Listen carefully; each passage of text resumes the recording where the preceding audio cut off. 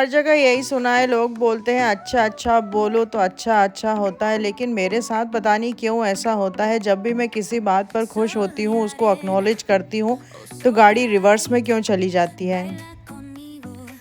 अब मैं क्या कहना चाहती हूँ कि अभी कुछ दिनों पहले ही मैंने इस बात पे खुशी जाहिर की थी कि मुझे स्कूल जाने के लिए बस का इस्तेमाल नहीं करना पड़ता है। मेरे पास अपनी गाड़ी है तो मैं उसी से स्कूल पहुँच जाती हूँ। ये जो ग्रीनरी आप देख रहे हैं, हुआ ये कि बारिश हुई और सारी जगह हरियाली छा गई, लेकिन बुरी बात ये हुई कि सड़कों पर पानी भर गया और हमारे शहर में जगह जगह खुदाई हुई पड़ी है, तो वहाँ पर आपको गाड़ी चलाना सूखे में भी बहुत मुश्किल पड़ जाता है और बारिश के बाद तो तौबा ही है। तो जब मैंने ये बात क्लियर कर दी है कि अब मुझे स्कूल की बस पकड़नी है, तो इसका सीधा असर मेरा खाना बनाने पे हुआ है। जो सुबह उठ के मैं खाना बनाती थी, 2-2 3-3 तरह की चीज़ें बनाती थी, उसकी संख्या में अब कमी आ गई है, क्योंकि मुझे विद इन टाइम लिमिट अपना सारा काम फिनिश करना पड़ता है। तो आज ये हुआ कि आज मैंने लौकी में दाल मिलाकर बनाने की सोची। उसकी तैयारी एक रात पहले से कर दी थी, दाल गला दी थी, सुबह उठकर लौकी ली और मैंने अपनी सब्ज़ी बनाना चालू कर दिया। ज़्यादा मन नहीं खिला सकते हैं, क्योंकि अगर आप कई रेसिपी पे जाएंगे तो वहाँ बस चल देगी, इसलिए मैंने आज अपना मामला रिस्ट्रिक्टेड रखा।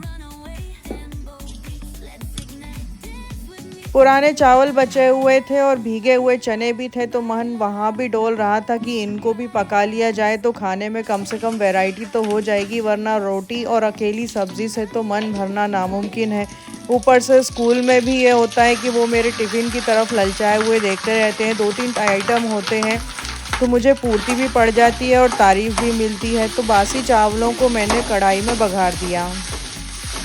ये बहुत अच्छी डिश है और बच्चे कई बार इस पे पल जाते हैं। हमारे ज़माने में जब हम छोटे थे तो पोहे, चावल, इन्हीं चीज़ों पर बच्चों का पूरा स्कूली जीवन निकल जाया करता था। तो मैंने कढ़ाई रखी और उसमें चावल डाल दिए।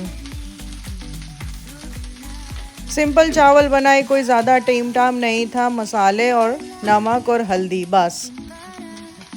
पर ये भी टेस्टी लगते हैं और चावल हमारे यहाँ की क्वालिटी बहुत ज़्यादा अच्छी है। बड़े बड़े चावल थे, ऐसे नूडल्स जैसे दिखाई दे रहे थे।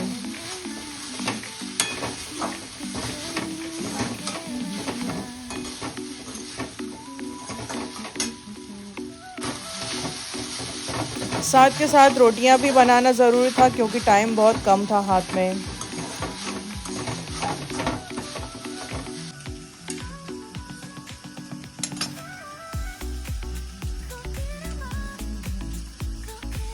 सुबह के टाइम रोटियां फूल जाएं तो भगवान का शुक्र मनाएं, क्योंकि रोटियों को पकने में जितना टाइम लगता है, आपका मन करता है कि इतना टाइम ना लगाएं और जल्दी जल्दी सारी रोटियां उतार के अपने बाकी के काम करने लग जाएं। वाटर बॉटल भरना, टिफ़िन लगाना, बैग जमाना, हैंकी रखना, मोबाइल रखना, इतने सारे छोटे छोटे काम होते हैं कि ऐसा लगता है रोटियों में टाइम लग रहा है। यूँ जब आप रोटियां बनाते हैं तो रोटियां जल्दी बनने वाली चीज़ है, लेकिन जब टाइम की कमी हो हाथ में तो ये टाइम भी आपको ऐसा लगता है कि बहुत देर लग रही है। एक एक रोटी 5-5 मिनट ले रही है, हालांकि वो लेती नहीं है।